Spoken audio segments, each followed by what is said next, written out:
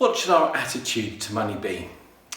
I suppose, like me, you've had at different times of your life different approaches. Certainly the way I approached it when I was a student was very, very different from the way I viewed money when I was a stockbroker. So let's think a little bit about what Proverbs had to say. And if you're expecting Proverbs to be saying money is the root of all evil, well then you're mistaken. It has a very, very nuanced view and just helps us think through a couple of important things. There are some observations, then it helps us think about our attitude, and of course it also, the Bible gives us some prompts in a sense as to what we can understand and how we can make sure that our attitudes to things are in line with Jesus's. So let me begin. Proverbs says having money is a good thing. The poor is disliked even by his neighbour, but the rich has many friends. The rich rules over the poor, and the borrower is the slave of the lender. These aren't moral qualities, they're just saying, look, as we observe the world, this is the way it is. The bank will write to you if you owe them money. Try writing to them when they've got your money and see if they respond. It's just not the way the world works, is it? And of course we know, don't we, that we are in the control of the banks. They determine interest rates, they determine our mortgages, they determine so many things. And therefore, what the Proverbs are kind of hinting at is that actually those who are in charge of the money are the ones who have influence. They are the ones who determine how life is lived. But also what we see from the first proverb, that the one who is disliked, the poor person who is disliked by their neighbour, it is that what Proverbs is saying is that actually money is a good thing because it enables friendship, it enables hospitality, it enables you to put your kids through schooling, extracurricular, sport, music, university, all these kinds of things. And actually that enables you to make friends and to be part of a particular community. It's not saying whether that's good or bad, it's just saying that actually money allows you to do things. Another one, rich man's wealth is his strong city, the poverty of their poor is their ruin. Of course, we know that. There's been some really, really interesting surveys done and some research done and all kinds of things just about how much life is more expensive if you are poor. There was some fascinating stuff done in the UK about the cost of insurance, the cost of repairing a car and all these kinds of things. How much of these were different if you were not a homeowner. If you were in rented accommodation, if you were in local authority provided housing, then actually the cost ramped up. And they worked out that actually if you didn't own your own home, then actually just general running of life was something like £2,000 to £3,000 more expensive. Which is, it just seems ridiculous, but that's the way it is. That actually they discovered that actually if you're poor, then things seem just to cost more. So what Proverbs says is, on the one hand, having money is a good thing, but there is a but. Money has its limitations. Do not toil to acquire wealth. Be discerning enough to desist. When your eyes light on it, it is gone, for suddenly it sprouts wings, flying like an eagle towards heaven. Remember, of course, the ultimate limitation Jesus talked about, didn't he, with the parable of the rich fool. You may remember that. The guy who built his barns and said, I'm going to build even bigger ones and I'm going to have so much and blah, blah, blah. And then Jesus in the parable says, you fool, this very night your life will be taken from you. What are you building?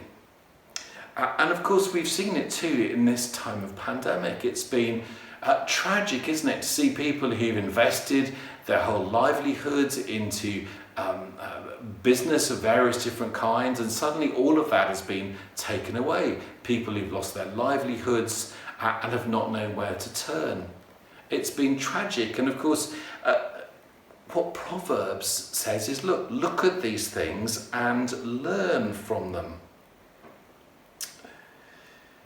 But money has more than just that sense in which actually things can come to us and things can be taken away. Sheol and Abaddon are never satisfied, and never satisfied are the eyes of man. It's just really interesting to work out a little bit about Sheol and Abaddon and what they might be. But I think probably the best bet is to say that they're kind of like hungers. They are portrayed in a sense in the Old Testament as being dragons and leviathans, of being death itself, of being things that are there to take away everything that you have. And what they're saying is that money is just like this, that they're not satisfied. It's not satisfying, and that there will always be a hunger for more. John D. Rockefeller, the American billionaire from his oil revenues and others, was interviewed on an American talk show. And they asked him, as he continued to work well into his late 70s, and they talked to him, you're probably at that stage the richest man alive. How much more do you need before you can retire happily? His answer is so telling. His answer was a little bit more, always a little bit more. He was that at the time the most wealthiest man, realizing actually that there was a hunger, and therefore it never satisfied him. He could never have enough. And of course another one, riches do not profit in the day of wrath, but righteousness delivers from death. Of course, we need to be reminded that death isn't just dying, it's spiritual death. It's being deprived of eternity, of being in God's presence and being with him, where there is joy and peace and light and goodness. And what the Proverbs is saying is actually on that day of judgment, Jesus isn't going to ask you, how much have you got in your bank balance? How are your shares doing? Do you have the latest iPhone? There will be moral things asked about us, about our faith, whether it was lived out, how we put our faith into practice. Therefore, one of the questions, I suppose, that Proverbs wants us to think through is, are we living with our finances in the light of eternity? What it's saying is, what is your attitude to money? Let me read. Better is life with the fear of the Lord than great treasure and trouble with it. Better is a dinner of herbs where love is than a fattened ox and hatred.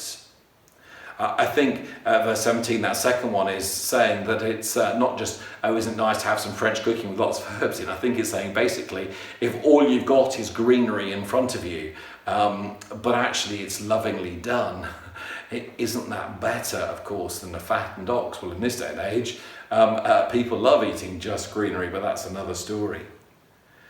But I think what Proverbs is helping us think through here is our attitude. Are we going to accumulate at whatever the cost, even if it's the result of fractured relationships, even if it's about trampling others, even if it's about hurting others? At what cost will we seek to accumulate? And of course, it also touches on our integrity.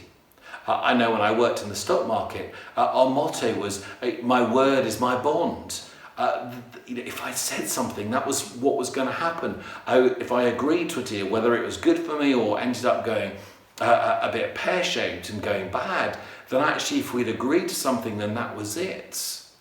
Of course, now every conversation is recorded. Everything goes to lawyers. Everything said, well, actually, did they really say that? There is no trust. If something goes wrong, it's how can I get out of this? It's changed. Better is a little with righteousness than great revenues with injustice.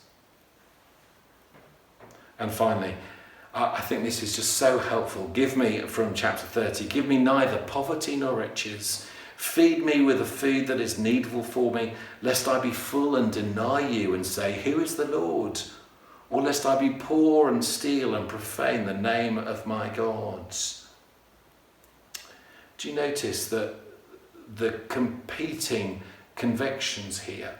What it's not saying is, look, too much money or too little money actually can lead us to turning away from God if we don't get our attitude right. In a sense that, and therefore the words of the Proverbs say, actually, Lord, just give me sufficient that I continue to depend on you, sufficient that I trust you, that I don't lean on my wealth, or actually that I don't become so poor that just where is my next meal coming from, and that in a sense that poverty can drive us.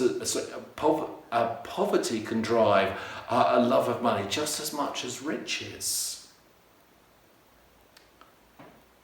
It's saying contentment. Learn contentment. Learn to be satisfied. Know when enough is enough. So if that touches on our attitude to money, well, Proverbs also has some things which are kind of really practical in a sense about how we earn our money. I suppose this is particularly important if you're a student and your whole life is ahead of you, you're still at school thinking, oh, what can I do? And of course, Proverbs is very practical. Whoever works his land will have plenty of bread. Whoever follows worthless pursuit lacks sense.